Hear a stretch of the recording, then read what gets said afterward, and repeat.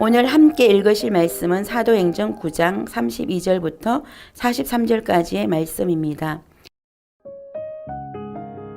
그때에 베드로가 사방으로 두루 다니다가 루다에 사는 성도들에게 내려갔더니 거기서 애니아라 하는 사람을 만나매 그는 중풍병으로 침상에 누운 지 8해라. 베드로가 이르되 애니아야, 예수 그리스도께서 너를 낫게 하시니 일어나 내 자리를 정돈하라 한데 곧 일어나니 루다와 사론에 사는 사람들이 다 그를 보고 주께로 돌아오니라.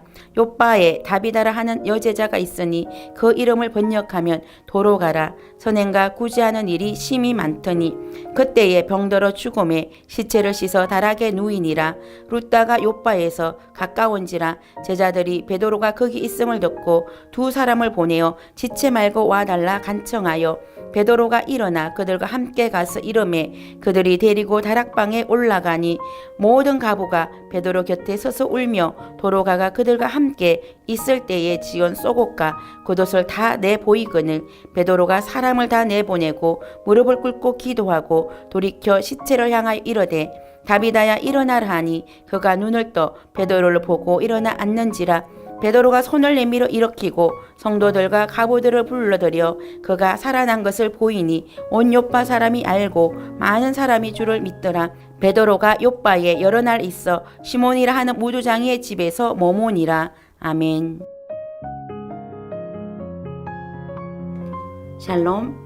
오늘도 말씀을 통해 하나님께 더 가까이 나아가는 하루 되시기를 축복합니다. 저는 오늘 본문 말씀을 통해 예수 그리스도께서 너를 낫게 하시니라 라는 제목으로 말씀을 묵상해 보기 원합니다. 오늘 본문은 베드로의 기적 이야기가 나옵니다. 사도행전 9장 32절에서 33절. 그때에 베드로가 사방으로 두루 다니다가 루다에 사는 성도들에게 내려갔더니 거기서 애니아라 하는 사람을 만나매 그는 중풍병으로 침상에 누운 지 8해라. 애니아는 칭찬받는 자라는 의미를 지닌 헬라식 이름입니다. 그는 8년 동안 중풍병을 앓아온 환자입니다. 누가는 병의 횟수를 밝힘으로써 환자의 병이 이웃으로부터 확인되어진 것임을 보여주고 있습니다.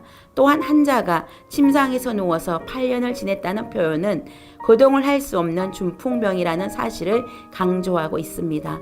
이처럼 병의 깊이에 대한 자세한 묘사는 치유의 능력에 대한 효과를 높여주고 있습니다.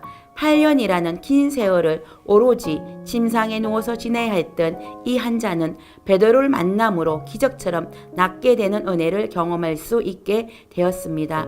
본문에 나타난 놀라운 기적은 예수님이 공생의 기간 중 중풍병자를 치유하신 기적과 많이 닮아 있습니다.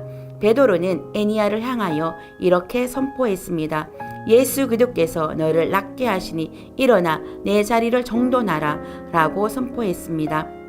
그러자 이 사람은 즉시 일어났습니다. 그리고 루다와 샤론에 사는 사람들이 다 그를 보고 주께로 돌아오는 역사가 일어났습니다.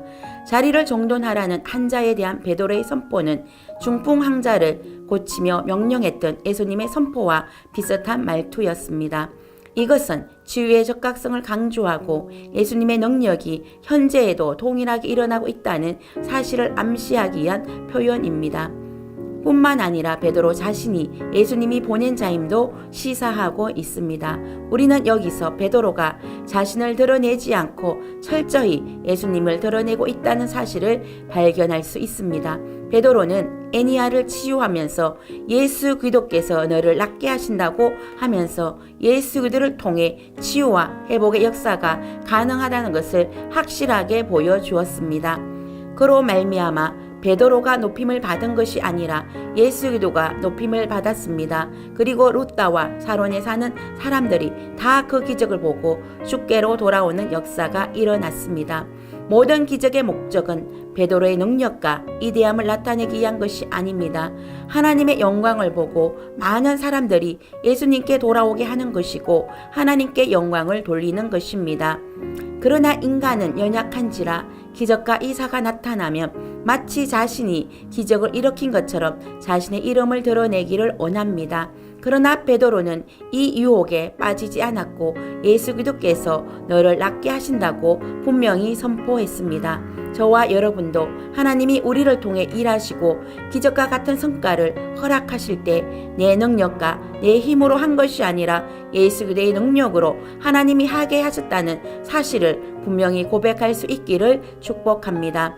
베드로도 치유와 기적의 능력이 자신에게 있는 것이 아니라 오직 예수 그리스도께 있다는 것을 분명히 밝혔고 많은 사람들이 주님께로 돌아오게 했습니다. 그래서 베드로를 통해 하나님이 일하신 것입니다.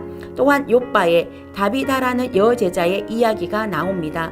그녀는 선행과 구제하는 일이 많아서 많은 이들에게 인정받고 칭찬받는 사람이었습니다. 그런데 그녀가 병들어서 죽게 되었습니다. 이때 주변 사람들이 취한 행동이 특이합니다. 사도행전 9장 36절에서 39절 욥바에 다비다라 하는 여제자가 있으니 그 이름을 번역하며 도로 가라. 선행과 구제하는 일이 심히 많더니 그때에 병들어 죽음에 시체를 씻어 다락에 누이니라. 룻다가 욥바에서 가까운지라 제자들이 베드로가 거기 있음을 듣고 두 사람을 보내어 지체 말고 와달라고 간청하여 옆 동네에서 중풍병을 고쳤던 베드로에게 지금 우리 동네에 여제자가 아프니 고쳐달라고 요청하는 정도가 아닙니다. 이미 숨을 거두었습니다. 죽은 상태입니다. 그런데 베드로에게 지체 말고 와달라고 간청을 했습니다. 정말 이들의 믿음은 대단한 믿음입니다. 이에 베드로가 도착하자 그들은 울면서 다비다가 자신들을 위해 속옷과 겉옷을 만들어 준 것을 보였습니다. 사도행전 9장 39절 베드로가 일어나 그들과 함께 가서 이르매 그들이 데리고 다락방에 올라가니 모든 가부가 베드로 곁에 서서 울며 도로가가 그들과 함께 있을 때에 지은 속옷과 겉옷을 다 내보이거늘 이 가부들은 평소 다비다로부터 받은 도움을 기억하며 눈물을 흘렸습니다. 이에 베드로는 사람들을 밖으로 내보내고 무릎을 꿇고 기도했습니다. 그리고 이렇게 선포했습니다.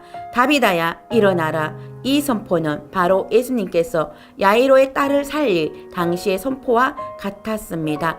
달리다굼 소녀야 일어나라.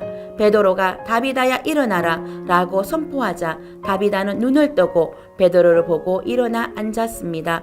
그리고 베드로가 손을 내밀어 일으키고 성도들과 가부들을 불러들여 그녀가 살아난 것을 보였습니다.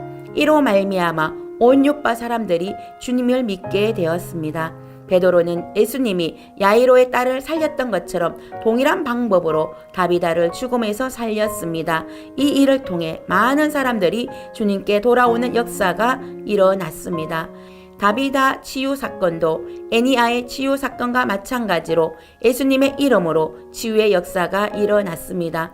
또한 치유의 결과를 통해 많은 사람들이 주님께 돌아오는 역사가 일어났습니다. 하나님께서 이런 기적과 이사를 베풀어 주시는 궁극적인 목적은 바로 이 기적을 통해 많은 영혼이 주님께 돌아오게 하는 것입니다.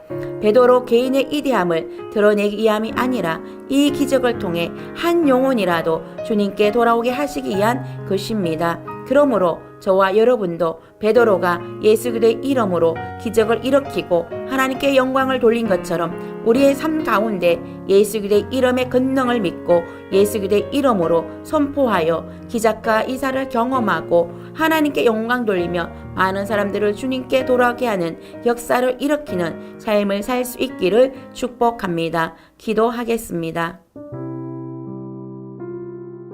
베드로가 예수 그리스도의 이름으로 질병을 치유하고 예수 그리스도의 능력을 힘입어 죽은 자를 살린 것처럼 우리도 예수 그리스도의 이름으로 기적과 이사를 경험하게 하여 주시옵고 이를 통해 많은 영혼을 주님께 돌아오게 하는 사역에 쓰임받게 하여 주시옵소서.